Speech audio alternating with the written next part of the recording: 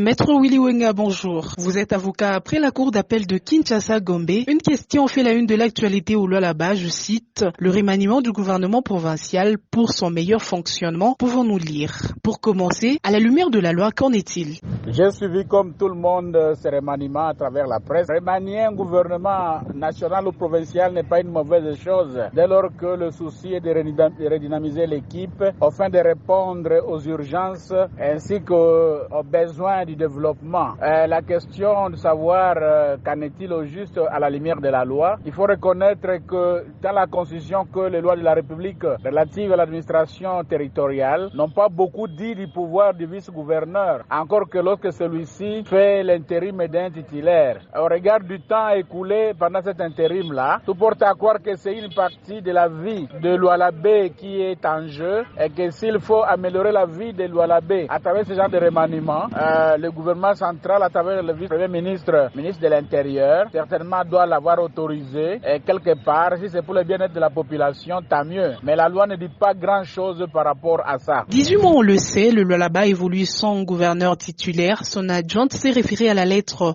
du 11 mars 2022 du vice-premier ministre de l'Intérieur, autorisant un réaménagement du gouvernement. Comment expliquer ce mécanisme? Oui, on ne peut pas se leurrer là-dessus. C'est que, il y a des raisons qui font qu'au Lualaba, on n'organise pas l'élection du nouveau gouverneur. Mais il y a encore des obstacles d'ordre juridique, je pense. Il doit y avoir des obstacles d'ordre juridique au-delà de supputations politiques. Le Lualaba, ce n'est pas n'importe quelle province. Et je pense que, outre le droit, il y a une main politique là-dessus. Il faut faire avec. Et ce qui justifierait cet aménagement, dès lors que l'élection n'est même pas envisageable dans le 3 ou 4 mois qui arrivent. Et vous comprenez qu'on ne peut pas continuer avec une équipe qui acquise certaines léthargies, par exemple. Et là, ce n'est pas donner une caution au réaménagement, mais dire, vous êtes devant un cas de force majeure et il faut faire avec. D'un point de vue juridique de cette nomination, qu'est-ce qu'il en reste? Il y a eu des nominations, il y a de nouveaux venus, il y a des départs. Qu'est-ce qui reste? C'est-à-dire qu'il ne reste plus rien. C'est qu'il y a un nouveau gouvernement. Juridiquement parlant, c'est un gouvernement qui va fonctionner. C'est un gouvernement qui va diriger les Lualaba. C'est un gouvernement qui doit se mettre au travail pour le bien-être des Lualaba.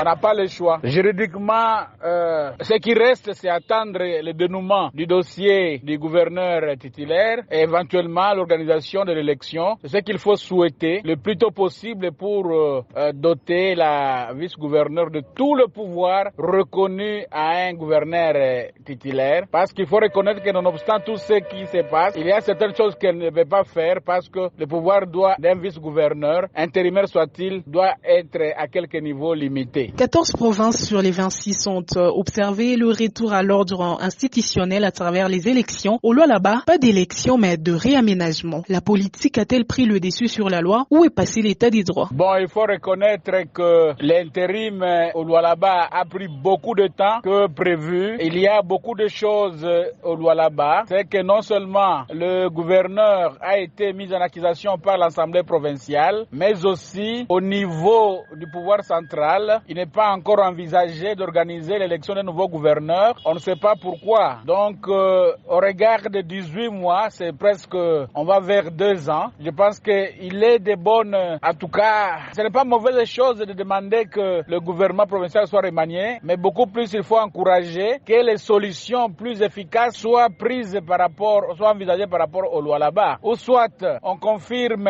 le départ du gouverneur du Lualaba et là on organise l'élection comme dans les autres 14 provinces, soit on limite les pouvoirs du vice-gouverneur, mais malheureusement on limiterait les pouvoirs d'un vice-gouverneur qui gère la province pendant plus d'une année. Donc c'est tous ces problèmes-là qui posent un problème en termes d'appréciation, mais c'est beaucoup plus du domaine de la politique que du domaine du juridique, parce que 18 mois ce n'est pas juridique, 18 mois c'est politique, ne pas organiser l'élection ce n'est pas juridique, c'est politique, mais tout porte à croire que les choses devront aller vite pour soit permettre à la vice-gouverneur de travailler en toute liberté, soit faire doter la province de Lualaba de nouveaux gouverneurs à travers une élection qui devrait être organisée par la CENI une fois que le pouvoir central le permet ou l'autorise. Maître Willy Wenga, merci.